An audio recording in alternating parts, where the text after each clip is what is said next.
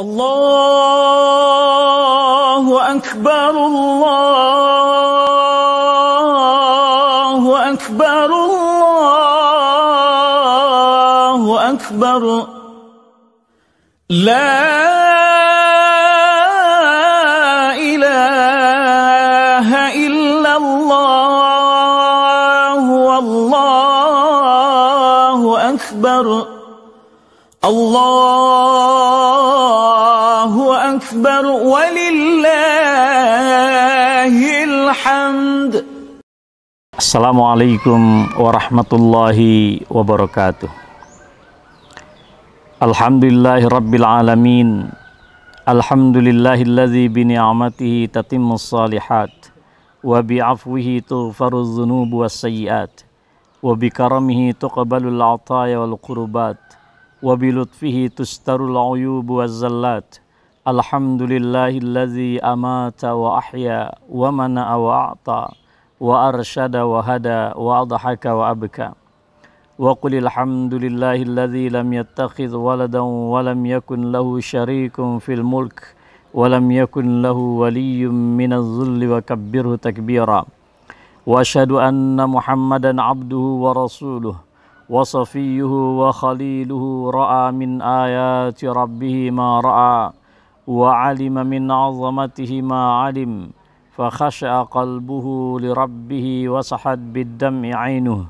Sallallahu wa sallam wa baraka alaihi wa ala alihi wa sahbihi wa tabi'ina lahum bi ihsanin ila yaumiddin.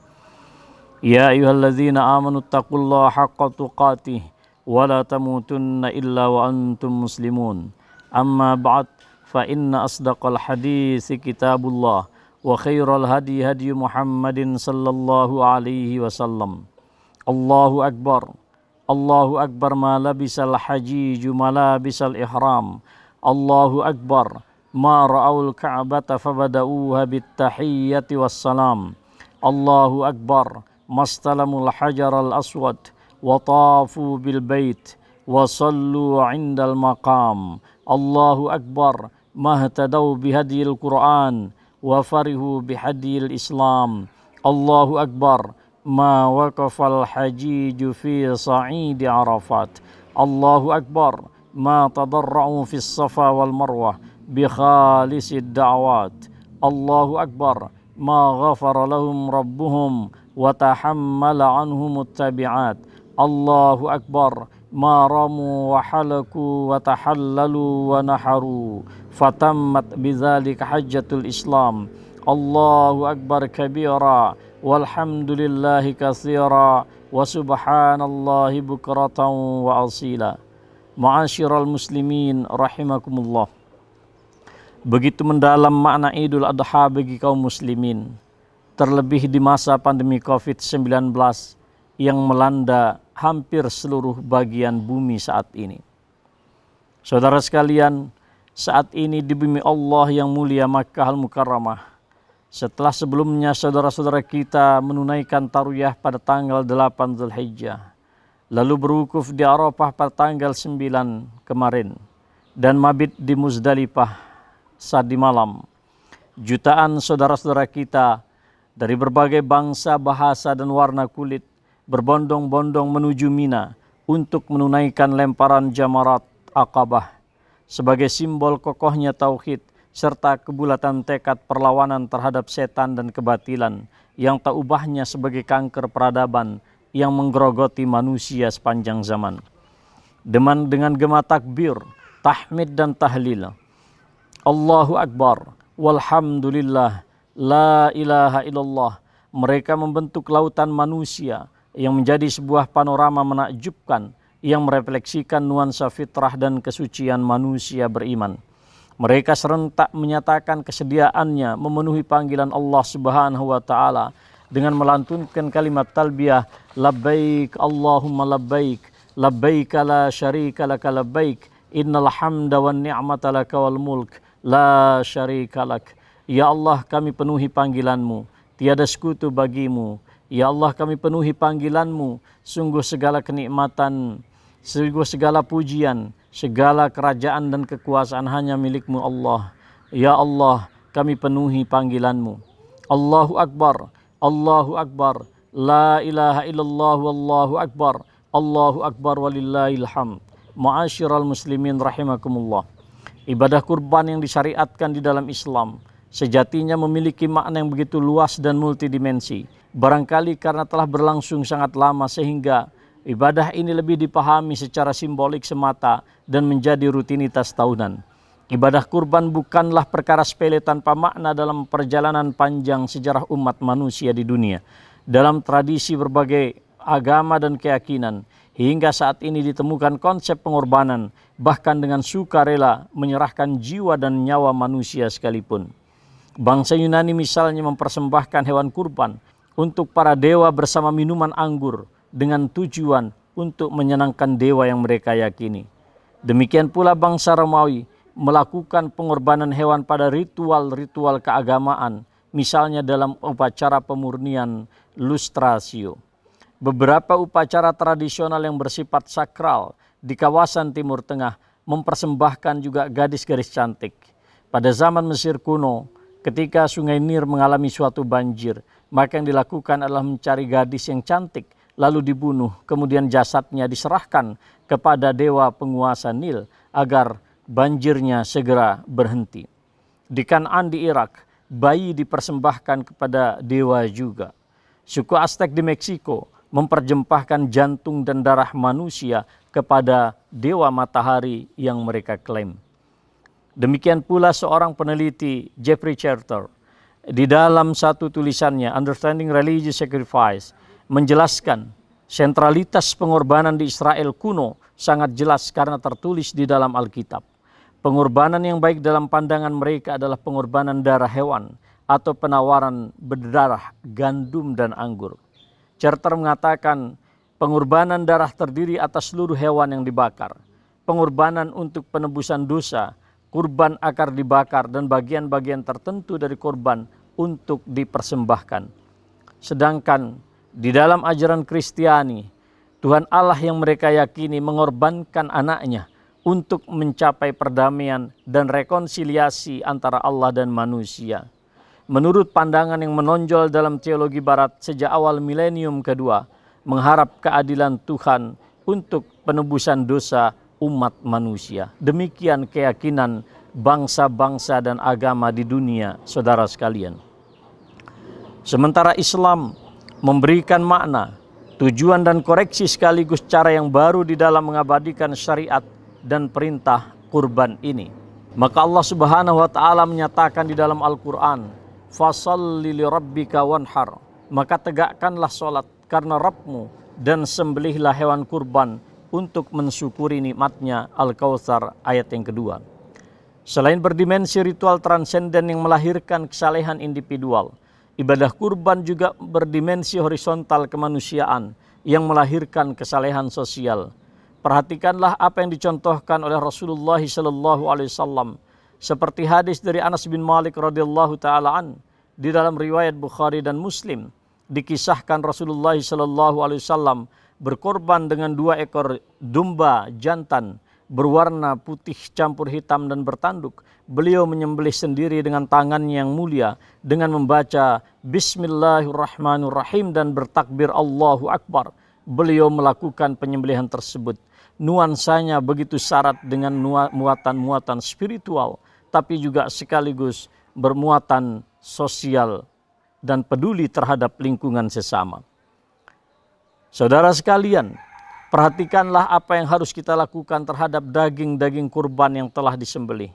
Solidaritas kemanusiaan begitu luas terasa, agar kita terus tiada henti mengokohkan relasi dan kerekatan sosial kemanusiaan di antara kita, mengasah kepekaan terhadap persoalan sosial kemasyarakatan, mengajarkan sikap saling empati dan sayang terhadap sesama, bahkan empati tak sebatas kepada kaum fakir miskin, namun juga bersimpati kepada mereka yang berada. Semuanya itu agar kita senantiasa hidup dalam bingkai zikrullah, ingat Allah dan Allah oriented di dalam kehidupan kita. Fakulu minha wa at'imul ba'isal faqir, maka makanlah sebagian daripadanya dan sebagian lagi berikanlah untuk dimakan orang-orang yang sengsara dan orang-orang fakir. Al-Hajj ayat 28. Wa at'imul qani'a wal mu'tar. Maka makanlah sebagiannya dan beri makanlah orang yang rela dengan apa yang ada padanya, yang tidak meminta-minta dan orang yang meminta-minta. Al-Hajj ayat 36. Allahu Akbar, Allahu Akbar, la ilaha illallah wallahu akbar, Allahu Akbar walillahil hamd. Ma'asyiral muslimin, keteladanan berkorban dalam perjalanan Ibrahim alaihissalam bersifat total dan jauh dari jebakan logika transaksional atau untung dan rugi. Bahkan seorang pemimpin yang tangguh terakhir dari proses ujian tersebut. Karenanya ia sadar bahwa para pemimpin sungguh dilahirkan oleh Allah dan ditakdirkan oleh Allah Subhanahu wa taala untuk berkorban demi bangsa dan masyarakatnya. Mari saudara sekalian, kita perhatikan bagaimana Ibrahim alaihissalam memberikan keteladanan yang luar biasa kepada umat manusia. Pertama, beliau mengajarkan kita berkorban, bagaimana menegakkan keyakinan atau kebenaran yang diyakininya. Ibrahim alaihissalam berkorban dengan dirinya sendiri. Begitu besar beban sosial psikologis yang dirasakannya saat beliau harus berhadapan dengan ayahanda kandungnya sendiri. Beliau juga menghadapi berbagai macam tantangan, resistensi, penolakan di masyarakat. Bahkan beliau mengalami suatu tindakan yang sangat represif dari penguasa tiran waktu itu. Hingga Ibrahim harus merelakan dirinya dibakar hidup-hidup. Dalam hal ini kita belajar tentang sikap pasrah beliau. Sikap pasrah dan menyerahkan diri secara total kepada Allah Subhanahu wa taala, menjalankan prinsip keberpihakan dan loyalitas kepada kebenaran yang hakiki, disertai jiwa perlawanan terhadap kebatilan yang sistemik dan terstruktur pada setiap masa. Nabiullah Ibrahim diabadikan di dalam Al-Quran. Qad kanat lakum uswatun hasanatun fi Ibrahim walladzina ma'ah idh qalu liqaumihim inna bura'a'u minkum wa mimma ta'buduna min dunillah. Sungguh telah nyata bagi kalian suri teladan pada diri seorang Ibrahim dan orang-orang yang loyal bersama beliau ketika mereka berkata kepada kaumnya, sungguh kami orang-orang yang berlepas diri daripada kalian dan dari segala sesuatu yang kalian persembahkan, kalian sembah selain Allah Subhanahu wa taala. Yang kedua, beliau berkorban dengan keluarga ketika beliau harus meninggalkan anak dan istrinya. Al-Imam Bukhari di dalam sahihnya meriwayatkan suatu keterangan bahwa Nabiullah Ibrahim alaihissalam sesaat beliau meninggalkan anak dan istrinya di bumi tandus tiada berpohon, beliau mendapatkan perintah dari Allah untuk segera meninggalkan Makkah Al-Mukarramah, melanjutkan dakwah beliau di Syam. Sebagai seorang ayah yang memiliki rekatan emosi, yang memiliki empati yang sangat tinggi terhadap istri dan anak sematawayangnya, beliau tidak tega untuk mohon izin. Sampailah beliau kemudian berjalan menuju ke Syam. Pada saat itulah kemudian di awal langkah Ibrahim, istrinya menyeru, wahai Ibrahim. Dua kali wahai Ibrahim, beliau juga tidak menoleh. Sampai pada seruan yang ketiga, Hajar menyatakan, apakah Allah memerintahkanmu wahai Ibrahim? Kata beliau, benar, Allah perintahkan aku untuk meneruskan dakwah ini di Syam. Kata Hajar, jika demikian maka Allah tidak akan pernah menyia-nyiakan kami. Sampailah beliau di satu tempat, beliau berpaling dan menghadap ke arah Ka'bah yang ada di Masjidil Haram. Kemudian beliau mengangkat kedua tangannya seraya berdoa kepada Allah, Rabbana inni askantu min zurriyati biwadin ghairi zi zar'in inda baitikal muharram Rabbana liyuqimus shalah. Ya Allah, sungguh aku telah tinggalkan sebagian keluargaku di satu bumi tandus tiada pepohonan di sisi rumah yang disucikan. Ya Allah, yang demikian itu agar mereka senantiasa menegakkan sholat. Saudara sekalian, perhatikan dengan baik, kerisauan Nabiullah Ibrahim terhadap keluarganya bukan persoalan sandang, pangan, dan papan. Persoalannya bukan persoalan infrastruktur kehidupan, tapi persoalannya adalah agar mereka tetap dapat menjalin hubungan secara vertikal dengan Allah Subhanahu wa taala. Tentu Nabiullah Ibrahim sangat yakin, wallahu yatawallas salihin. Orang-orang yang saleh akan selalu ditanggung hidupnya oleh Allah Subhanahu wa taala. Ketiga, saudara sekalian, Nabiullah Ibrahim alaihissalam, beliau berkorban dengan harta, benda, tenaga dan pikirannya ketika beliau diperintahkan oleh Allah Subhanahu wa taala untuk memfasilitasi orang-orang yang sujud, orang-orang yang ruku, orang-orang yang beriktikaf di Masjidil Haram pada saat itu. Maka di dalam Al-Baqarah ayat 125 Allah menyatakan yang artinya, dan ingatlah ketika kami jadikan rumah itu yakni Baitullah sebagai tempat berkumpul bagi manusia dan tempat yang aman, dan jadikanlah sebagian makam Ibrahim tempat sholat. Dan telah kami perintahkan kepada Ibrahim dan Ismail, sucikanlah rumahku untuk orang-orang yang tawaf, orang-orang yang itikaf, orang-orang yang ruku dan senantiasa bersujud. Yang keempat, demi menunaikan perintah Allah Subhanahu wa taala yang diwahyukan melalui mimpi yang benar, Ibrahim alaihissalam lagi-lagi menghadapi dan harus merelakan berbagai macam persoalan yang ada di dalam benak dan hati terdalam beliau tentang anak semata wayangnya, yaitu Ismail alaihissalam. Pada saat itu, saudara sekalian, Ibrahim alaihissalam diperintahkan oleh Allah untuk meninggalkan mereka dalam usia Ismail yang masih bayi merah. Tapi dia harus menjalankan amanah dan perintah dakwah dari Allah ke Syam. Sampai kemudian di masa di mana Ismail alaihissalam telah sanggup bekerja. Kalau kita konversi dalam masa usia kita saat ini, tidak kurang dari 17 tahun mereka berpisah. Sampai kemudian Nabiullah Ibrahim alaihissalam membawa kabar dari Allah Subhanahu wa taala, falamma balagha ma'ahu sa'ya qala ya bunayya inni ara fil manami anni azbahuk fanzur madza tara. Qala ya abatif alma tu'mar satajiduni insyaallahu minas sabirin. Ketika Ibrahim telah sampai dan juga anaknya sampai pada usia sanggup untuk bekerja, Ibrahim menyampaikan, wahai anakku yang terkasih, sungguh aku melihat di dalam mimpiku aku menyembelihmu. Maka pikirkan, renungkan apa pendapatmu. Seorang Ismail lantas berkata, wahai ayahku, jangan hiraukan diriku, laksanakan perintah Allah, engkau akan dapatiku termasuk orang-orang yang sabar. Saudara sekalian yang saya muliakan, sangat dahsyat kehebatan seorang Ismail, kehebatan seorang Ibrahim, dan kehebatan seorang Hajar.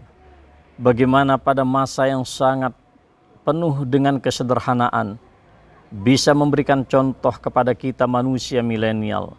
Bagaimana kita harus melakukan suatu pendidikan di rumah tangga kita, sehingga melahirkan generasi yang begitu kokoh, seperti apa yang digambarkan oleh Ismail alaihissalam.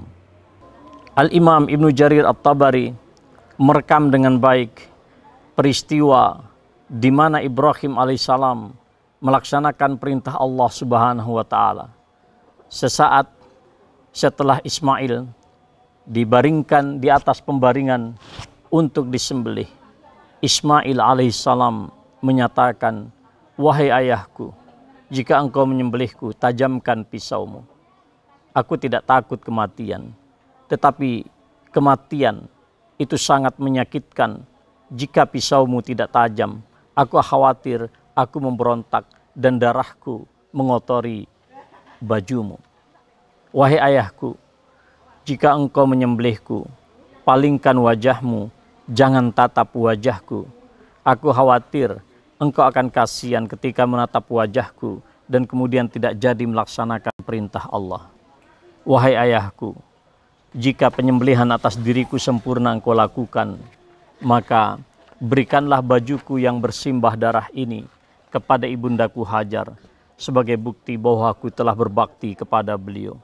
Ibrahim alaihissalam menjawab, sebagaimana dijelaskan oleh Imam Ibnu Jarir At-Tabari tadi, betapa engkau buah hati yang teramat menggembirakanku di dalam melaksanakan perintah Allah, wahai anakku. Allahu Akbar, Allahu Akbar, la ilaha illallah wallahu akbar, Allahu Akbar walillahil hamd. Ma'asyiral muslimin rahimakumullah. Betapapun keikhlasan, ketulusan dan kepasrahan Nabiullah Ibrahim alaihissalam untuk mengorbankan anak semata wayang dari seorang Hajar yang telah dinantikannya tidak kurang dari 90 tahun. Ternyata Allah Subhanahu wa taala menyatakan tatkala keduanya telah berserah diri dan Ibrahim membaringkan anaknya di atas pelipisnya, dan nyatalah kesabaran keduanya, dan kami panggillah dia, hai Ibrahim, sesungguhnya kamu telah membenarkan mimpi itu. Sesungguhnya demikianlah kami memberi balasan kepada orang-orang yang berbuat baik. Sesungguhnya ini benar-benar suatu ujian yang nyata, dan kami ganti anak itu dengan seekor sembelihan atau domba yang besar. As-Saffat 103-107. Perlakuan Allah Subhanahu wa taala membebaskan kurban Ismail dan menggantinya dengan seekor domba yang besar, memberikan pesan moral kepada kita bahwa manusia itu adalah makhluk mulia yang dikasihi oleh Allah Subhanahu wa taala. Tidak boleh dinistakan, direndahkan martabatnya, termasuk di dalam melaksanakan ketaatan kepada Allah Subhanahu wa taala. Walaqad karramna bani Adam wa hamalnahum fil barri wal bahri wa razaqnahum minat thayyibat wa faddalnahum ala katsirin mimman khalaqna tabdila. Dan sesungguhnya telah kami muliakan anak-anak Adam, kami angkat mereka di daratan dan di lautan, kami beri mereka rizki dari yang baik-baik, kami lebihkan mereka dengan kelebihan yang sempurna atas kebanyakan makhluk yang telah kami ciptakan. Al-Isra ayat 70. Konsep kemuliaan manusia ini ditegaskan oleh Rasulullah SAW di dalam pidato beliau pada peristiwa Haji Wada, persis di hari dan bulan pertemuan kita saat ini lebih 14 abad yang silam.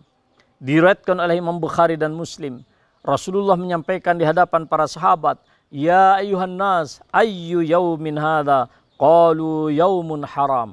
Wahai manusia, hari apakah hari ini? Mereka serentak menjawab, ini adalah hari yang suci. Qal ayyu baladin hadha? Nabi melanjutkan, negeri apakah ini? Qalu baladun haram. Mereka serentak menjawab, ini adalah negeri yang suci wahai Rasulullah. Fa ayyu syahrin hadha? Bulan apakah ini? Qalu syahrun haram. Mereka serentak menjawab, ini adalah bulan yang suci wahai Rasulullah. Qal, lalu beliau menyampaikan dan meneruskan peringatannya. Fa inna dima'akum wa amwalakum wa aradakum haramun alaikum ka hurmati yaumikum hadha fi syahrikum hadha wa fi baladikum hadha. Ketahuilah para sahabatku sekalian, sesungguhnya nyawa kalian, kehormatan kalian, harta kalian adalah suci, tidak boleh dinistakan, seperti sucinya hari ini, seperti sucinya bulan ini, dan seperti sucinya negeri ini. Lalu Rasulullah SAW menengadah ke atas langit dan mengangkat telunjuknya, Allahumma hal ballagt. Ya Allah, sungguh aku telah sampaikan risalah yang kau amanahkan kepadaku. Ya Allah, sungguh telah aku sampaikan risalah yang kau amanahkan kepadaku. Sebabnya saudara sekalian, hak kemuliaan manusia secara hakiki wajib dilindungi dan dipelihara, kecuali dengan pelanggaran yang telah ditentukan oleh Allah Subhanahu wa taala. Janganlah heran ketika Rasulullah menyaksikan seorang jenazah yang kemudian teridentifikasi jenazah itu adalah seorang Yahudi, dan Rasulullah berdiri. Kemudian sahabat mengingatkan, wahai Rasulullah, mengapa engkau berdiri sementara itu adalah jenazah Yahudi? Dengan tegas dan singkat namun padat beliau menyatakan, alaisat nafsan, bukankah dia juga manusia yang memiliki nyawa? Hadis riwayat Muslim. Allahu Akbar, Allahu Akbar, la ilaha illallah, Allahu Akbar, Allahu Akbar, walillahilham. Ma'asyiral muslimin rahimakumullah. Selain masalah ibadah kurban pada hari ini dan 3 hari tasyrik yang akan datang, ada sesuatu yang lebih penting dan lebih mendasar untuk diingat dan direnungkan. Hari Idul Adha atau Hari Raya Kurban merupakan momentum yang diabadikan oleh Allah untuk peneguhan ketauhidan kaum muslimin sedunia. Terlebih dalam arus besar pandangan materialisme sekular, termasuk budaya individualisme dan yang hedonistik. Fase kehidupan tanpa batas yang kita lalui saat ini syarat dengan paradoks. Nalar instrumental semakin memperlemah nilai-nilai kesucian umat manusia. Nalar ini melahirkan kehidupan yang penuh dan syarat dengan sekular. Pandangan anti Tuhan dan serba dikotomik memisahkan antara akhirat dan dunia. Dalam suasana ini, saudara sekalian, Penting bagi kita untuk merenungkan kembali jejak-jejak keteladanan Nabiullah Ibrahim alaihissalam, Al-Qudwah al-Ibrahimiyah, yang dikenal sebagai bapaknya para nabi. Di dalam surat An-Nahl ayat 120 sampai 122, Allah memuji Nabiullah Ibrahim alaihissalam. Inna Ibrahim kana ummatan qanitan lillah hanifan walam yaku minal musyrikin syakiran li an'amih ijtabahu wa hadahu ila siratim mustaqim wa atainahu fid dunya hasanah wa innahu fil akhirati laminas salihin. Sesungguhnya Ibrahim adalah seorang pemimpin, seorang imam yang dapat dijadikan teladan lagi patuh kepada Allah dan hanif. Dan sekali-kali bukanlah ia termasuk orang-orang yang mempersekutukan Allah. Beliau adalah orang-orang yang mensyukuri nikmat-nikmat Allah. Allah telah memilihnya dan menunjukinya kepada jalan yang lurus. Dan kata Allah, kami berikan kepadanya kebaikan di dunia. Dan sesungguhnya dia di akhirat termasuk orang-orang yang saleh. Dalam ayat ini saudara sekalian, Ibrahim alaihissalam diberikan predikat oleh Allah sebagai ummah yang secara sederhana dapat dimaknai sebagai sosok pemimpin ideal yang mencerahkan dan teladan kebaikan bagi seluruh umat manusia secara universal. Sebuah kepemimpinan yang dapat mewujudkan ketentraman dan kemakmuran di bumi serta keselamatan di akhirat. Predikat umat dapat pula dipahami secara simbolik sebagai kehebatan individual Ibrahim alaihissalam yang mempresentasikan satu umat dan satu komunitas bangsa yang besar yang berpengaruh bagi peradaban manusia. Nabiullah Ibrahim alaihissalam di dalam ayat tersebut dinyatakan orang yang memiliki tiga karakter utama. Beliau adalah qanit, beliau adalah orang yang taat dan tunduk patuh kepada Allah Subhanahu wa taala, tidak pernah menyimpang dan membantah ajaran-ajarannya. Beliau bukanlah orang yang skeptik dan serba terjebak dengan relativisme. Dalam konteks kepemimpinan bangsa muslim terbesar di planet ini, karakter ini termanifestasikan dalam visi spiritual seorang pemimpin yang tak putus berikhtiar menjadikan republik ini sebagai negeri yang aman, damai, sentosa, tapi juga diridhai oleh Allah Subhanahu wa taala. Pemimpin yang mempersatukan, bukan yang memecahkan. Pemimpin yang menegakkan prinsip wa amruhum syura bainahum, menegakkan prinsip amanat permusyawaratan, bukan pemimpin totalitarian, bukan pemimpin yang otoritarian. Menunaikan amanah menegakkan hukum secara adil. Wa idza hakamtum bainan nasi an tahkumu bil adli, bukan menjadi seorang pemimpin yang memperjualbelikan hukum. Menegakkan amanat keadilan ini dengan semurni-murninya kepada siapapun tanpa memandang suku, kelompok, agama, ras dan seterusnya. Dia juga memelihara perdamaian antar masyarakat dan rakyat, bukan kemudian menebar api kebencian dan permusuhan sesama anak bangsa. Dia juga seorang pemimpin yang selalu menepati janji, bukan seorang pemimpin yang penuh dengan dusta. Yang kedua, Hanifah. Dia lurus dalam kebenaran dan tidak musyrik. Sikap Hanafiyah adalah kejujuran dan keterus-terangan untuk menyatakan hanya Allah sebagai satu-satunya zat yang wajib disembah oleh umat manusia. Islam adalah the way of life, jalan kehidupannya, kemudian diwujudkan dalam kemaslahan semesta. Dalam konteks keindonesiaan, pembukaan Undang-Undang Dasar 1945 sungguh penting dan mendasar karena mengandung jiwa, filosofi, pemikiran, dan cita-cita bernegara untuk dihayati dan diwujudkan dalam kehidupan kebangsaan oleh seluruh warga dan penyelenggara negara dengan penuh makna dan kesungguhan. Di dalamnya terkandung suasana kebatinan dan penuh rohani yang didasari jiwa keagamaan dari para pendiri republik ini. Sila pertama, ketuhanan yang Maha Esa. Ini menunjukkan bahwa republik ini tidak bisa dipisahkan dari jiwa tauhid, pikiran, dan nilai-nilai ketuhanan keagamaan yang berbasis pada tauhidullah. Spirit rohaniah ini semakin kuat manakala Pancasila dikaitkan dengan Undang-Undang Dasar 1945 pasal 29 yang mengakui keberadaan dan kemerdekaan umat beragama untuk menjalankan keyakinan dan kepercayaan tersebut. Dalam pembukaan Undang-Undang Dasar 1945 terkandung esensi nilai ketuhanan yang sangat kuat. Oleh karena itu, Indonesia dapat dikatakan sebagai negara Pancasila yang religius, bukan suatu negara sekular yang memisahkan dan menjauhkan nilai-nilai ketuhanan dan keagamaan dari denyut nadi kehidupan kebangsaan dan kenegaraan. Karena itu, berbagai macam aktivitas politik, semacam rancangan undang-undang, semacam RUU HIP, haluan ideologi Pancasila, adalah dikatakan sebagai suatu pengkhianatan terhadap kedudukan ketuhanan yang Maha Esa di dalam struktur kebangsaan dan konstitusi kita. Yang ketiga, Nabiullah Ibrahim dikenal sebagai seorang yang syakiran. Ibrahim ditegaskan sebagai hamba Allah yang pandai bersyukur.